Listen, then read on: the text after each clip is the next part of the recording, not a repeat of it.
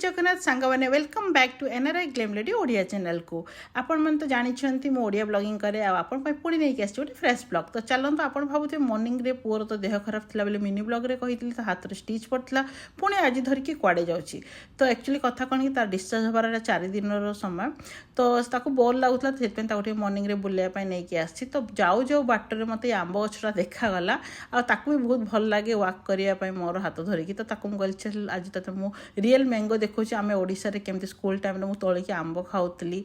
आज मत मिली बैगणी पल्ली आंब जोटा कि कंचारू बहुत मिठा आठिका लोक मैंने जहाँ भी फल रास्तार धरे जमीक पेड़ा आंब सुजना गछ नाड़ी जो भी पपया किसी भी खाती एमती होगी नष्ट हो जाए तो मत देखा मो हजबैंड को गाड़ी कहली अटकियाँ तो सी आइले जो मुझे तोलिया आसली ना तो यही जो आंब गछ बैक साइड जो घर अच्छे सिक्योरिटी थे तो सी आसिक तोलिकी मत देखिपे जो से जो पिलाटा ठिया से एक्चुअली आसिकी तोलिकी एति आंब देकी भितर गला कहले कि आउ टिके रहिले आहुरी मध्य आंब तोलिकी दो आम कहलु नाई एति आंब काफी आम नहीं जाऊँ बहुत बड़ बड़ आंब आ द्वितीय कथा बहुत टेस्टी एक्चुअली कंचारू काटिकी खाइले जितक मिठा मैं ओडिशा रे को ट्राए कर बैगणी पल्ली आठिका आंब भी एमती मैं आगुरी भी तोलिकी खाई पूरा से भाया टेस्ट मिठा यहाँ एक्चुअली तो कंचारू मिठा बट मु जेहेतु ओडिशा रो टिके पाग नक खाइले भल लगे घर पहुँचले टिके लंका लुण देकी खाइबी पछे खट्टा न हो बट खाइबार मजा आंब डिफरेंट तो आंब तोला होगा पु को ये वाक कर दूसरी से आउ गोटे सिक्योरीटी जी अच्छा से आर गेट से कहते गाड़ी पार्क कर दियो भितर बहुत सारा गछ अच्छी तुम तोलिकी नहीं जाओ आम कहलु नाई ठीक अच्छे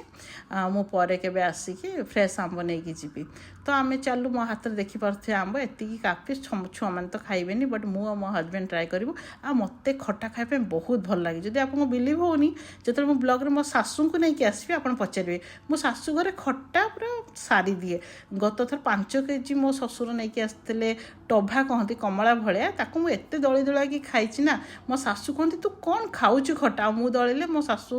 मोर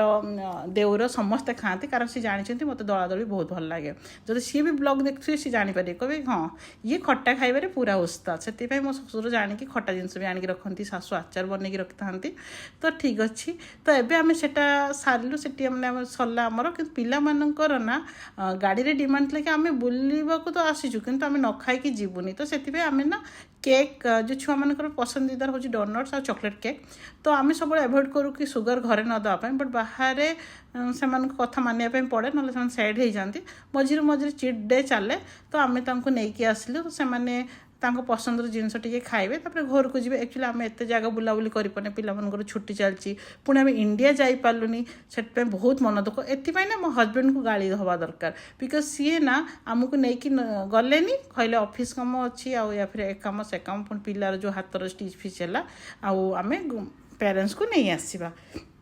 पुणी अपेक्षा कलु ठीक अच्छे नहीं आसी पुणी काम पड़ी हो सी जापार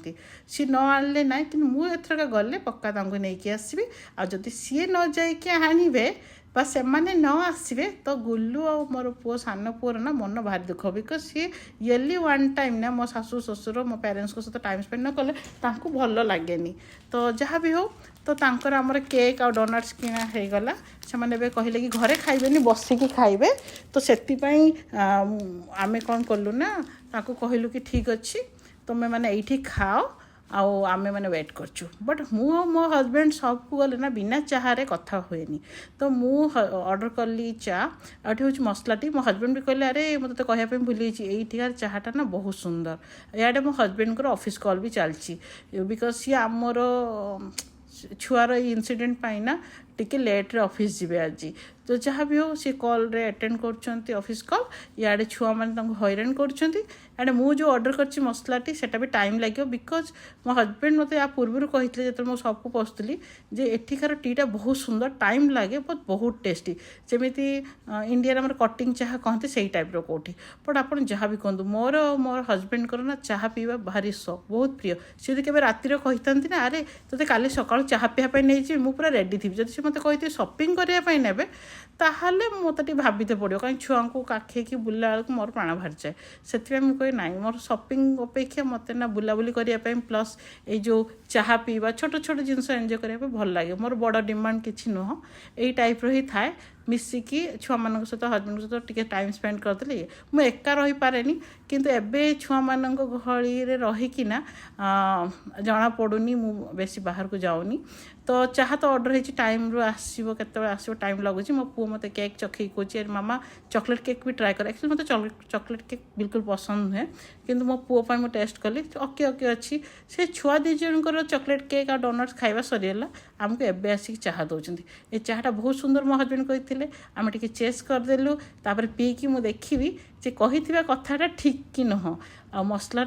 ଟିଟା ଯେତେବେଳେ ବନା ହେଉଥିଲା ନା, ଏତେ ସ୍ମେଲ୍ ହେଉଥିଲା ଆପଣ ବିଲିଭ୍ କରିବେନି। ଯାହା ବି ହେଉ ଆମେ ମାନେ ଚାହା ପିଇଲୁ, ଚାହା ରିଏଲି ଟେଷ୍ଟି ଥିଲା। ଆଉ କିନ୍ତୁ ଟେଷ୍ଟି ନଥିଲେ ବି ମୋତେ ମୋ ହଜବେଣ୍ଡଙ୍କ ସହିତ ଚାହା ପିଇବା ପାଇଁ ବହୁତ ଭଲ ଲାଗେ। ମୁଁ ଶାଶୁ ଘରେ ଥିଲାବେଳେ ନା, ମୋର କ'ଣ ହୁଏ, ସକାଳୁ ଉଠିକିନା ମୁଁ ଚାହା ବନାଏ। ସେଠି ମୋର ଶାଶୁ ଶ୍ୱଶୁର ନଣନ୍ଦ ଦେଓର, ନଣନ୍ଦ ତ ଦିଲ୍ଲୀରେ ଅଛନ୍ତି, ବଟ୍ ମୋର ଶାଶୁ ଶ୍ୱଶୁର ଦେଓର ମୁଁ ଆଉ ଆମେ ସମସ୍ତେ ନା ମିଶିକି ଚାହା ପିଉ। ଆଉ ଥରେ ସରିଗଲେ ମୋ ଦେଉର କହୁଥିବେ କି ଭାଉଜ ଆଉ ଟିକେ ଚାହା ବନେଇ ଦିଅ, ମୋ ହଜବେଣ୍ଡ କହୁଥିବେ ଆଉ ଟିକେ ନେଇକି ଆସ, ଶାଶୁ କହିବେ ହଉ ଆଉ ଯଦି ଟିକେ ଅଛି ଟିକେ ଦେଇଦେ, ନହେଲେ ଆଉ ଟିକେ ବନେଇଦେ। ଶ୍ୱଶୁର ଏତେ ଚାହା ପିଇବା ପାଇଁ ଭଲ ପାଆନ୍ତିନି, ବଟ୍ ଯେହେତୁ ଆମେ ସମସ୍ତେ ମିଶିକି ପିଉ, ସିଏ ପିଅନ୍ତି। ଏଇଟା ବହୁତ ବଢ଼ିଆ ଆମର ଗୋଟେ ମର୍ଣ୍ଣିଂର ମେମୋରି। ତ ଆମେମାନେ ସବୁ ଏବେ ଘରକୁ ଫେରିବୁ। ପିଲାମାନଙ୍କର ନା ଏବେ ବି ଚାଲିଛି ଡିସ୍କସନ୍ ଯେ ଘରକୁ ଗଲେ ନା ମୁଁ ନନା ତତେ ନା ଦେବିନି ମୋର ଡୋନଟ୍ସ। ଆମେ ମାନେ ଏଇ କଥାରେ ହସୁ ଯେ ଦୁଇ ଜଣ ଏତେ ଡିଫରେନ୍ସ, 7-8 ବର୍ଷର ଦୁଇ ଭାଇ, ବଡ଼ଠୁ ସାନ, ବଟ୍ ଷ୍ଟିଲ୍ ତାଙ୍କ ଭିତରେ ଫାଇଟ୍ ଆଉ ଆର୍ଗୁମେଣ୍ଟ ସବୁବେଳେ ଚାଲିଥାଏ। ତ ଆମେ ମାନେ ଏବେ ଚାଲିଲୁ ଘରକୁ। ଏବେ ମୋର ପିଲାମାନଙ୍କର ଟିକେ ଦେହ ଭଲ ରହୁନି, ସେଥିପାଇଁ ମୁଁ ବାହାରେ ଏତେ ଆକ୍ଟିଭିଟି କି ଫ୍ରେଣ୍ଡ ସର୍କଲରେ ମିଶି ପାରୁନି। କିନ୍ତୁ ଗୋଟେ କଥା ଜାଣିଛନ୍ତି, କିନ୍ତୁ ମୁଁ ଏଇ କିଛି ଦିନ ଭିତରେ ବୁଝିଗଲି ନା, ଯେତେବେଳେ ମୋ ପିଲାର ଛୋଟ ଛୋଟ ଦେହ ଖରାପ ହେଉଛି, ମୁଁ ତାକୁ ଟାଇମ୍ ଦେଇପାରେନି। ଆଉ ସିଏ ଏବେ ମୋ ସହିତ ଟାଇମ୍ ସ୍ପେଣ୍ଡ କଲା, ମୋତେ ବହୁତ ଭଲ ଲାଗୁଛି। ବେଳେବେଳେ ଭାବୁଛି କି ନାଇଁ, ସୋସିଆଲ ଲାଇଫ୍ ତ ବହୁତ ଭଲ, ବଟ୍ ଫ୍ୟାମିଲି ଲାଇଫ୍କୁ କେବେ ଇଗ୍ନୋର କରିବା କଥା ନୁହେଁ। ତ ସେଥିପାଇଁ ମୁଁ ବହୁତ କମ୍ ଏବେ ଆଉଟସାଇଡ଼୍ରେ ପାର୍ଟିସିପେଟ୍ କରୁଛି। ମୋଷ୍ଟ ଅଫ୍ ଟାଇମ୍ ମୁଁ ଫ୍ୟାମିଲିକୁ ଟାଇମ୍ ଦେଉଛି। ଏବେ ଯଦି ଛୁଆଙ୍କୁ ଆମେ ଠିକ୍ସେ ନ ଗଢ଼ିବା, ତାଙ୍କର ଫ୍ୟୁଚର୍ ଖରାପ ହେଇଯିବ। ତ ଯେତିକି ପାରୁଛି ତାଙ୍କ ଟାଇମ୍ ପରେ ଯାହା ମୋତେ ମିଳେ ମୁଁ ନିଜ ପାଇଁ ଟାଇମ୍ ଦିଏ। ଆଉ ସବୁଠୁ ବଡ଼ କଥା ହେଲା, ମୋତେ ନା ଅନ୍ୟ ଲାଇଫ୍ରେ ଏତେ ଇଣ୍ଟରଫିୟର କରତେ ଭଲ ଲାଗେନି। ମୁଁ ମୋ ନିଜ ଲାଇଫ୍ରେ କେମିତି ଖୁସି ରହିବି, ମୋ ଛୁଆମାନେ କେମିତି ଆଗକୁ ବଢ଼ିବେ, ସେ ଭାବେ। Thank you.